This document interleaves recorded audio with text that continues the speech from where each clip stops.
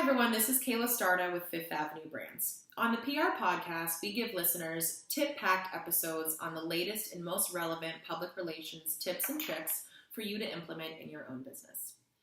On this week's episode, we're going to talk about why it's essential as a PR professional to make your message stand out to reporters, also referred to as not burying the lead. So one of the biggest complaints from journalists is how many useless, lame, and irrelevant pitches they receive on a daily basis. One of the biggest reasons for this is the fact that PR professionals are more often than not burying the lead. So first, I want to take a quick minute to dive into the history of where the term burying the lead actually originated from and what the word lead actually means. So the lead is the most important part of your story. It's your best chance to grab your reader's attention and interest and to get them to keep reading, click through the rest of your pitch.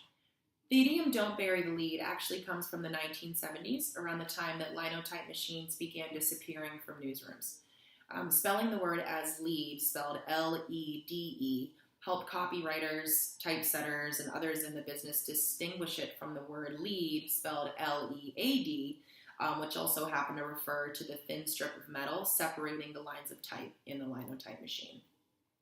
So since both uses of that word come up pretty frequently in conversation, there was a benefit to spelling the two words differently. Therefore, referring to the hook of the story as L-E-D-E just kind of stuck. Within the first 5 seconds of a journalist opening your email, they should know exactly what the hook of the story is going to be and what you're trying to convey.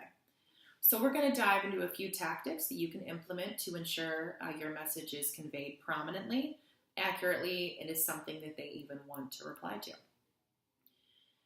So one, you really want to think about, obviously, what's most newsworthy about your story.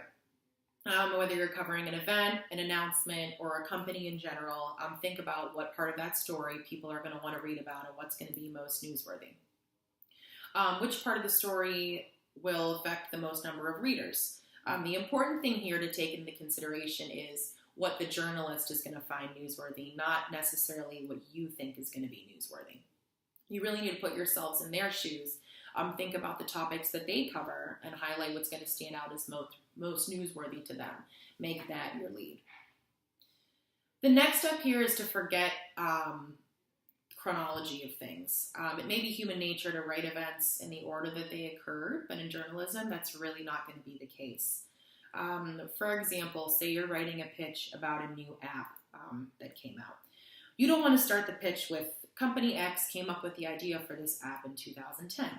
They spent 3 years developing the app, etc., etc. You want to start the pitch with something along the lines of Company X launches first app allowing users to wire money with the touch of a button.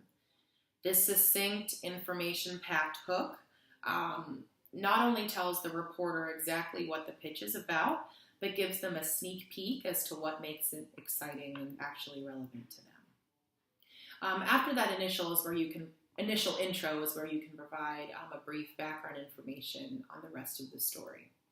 So again, don't worry about the order of events here. Making sure you put the most newsworthy part at the beginning takes prominent and is imperative to make sure you are not, again, burying the lead.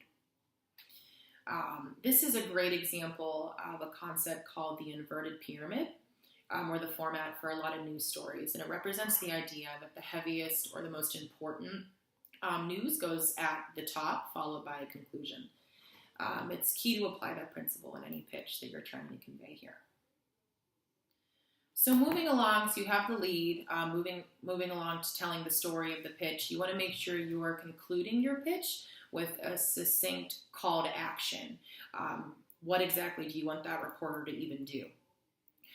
For example, if the end goal of your pitch is for the reporter to write an article on this app, using the previous example, you'd want to end the article with something along the lines of, would you like to publish an article on App X for TechCrunch and how it's changing the way users can wire money?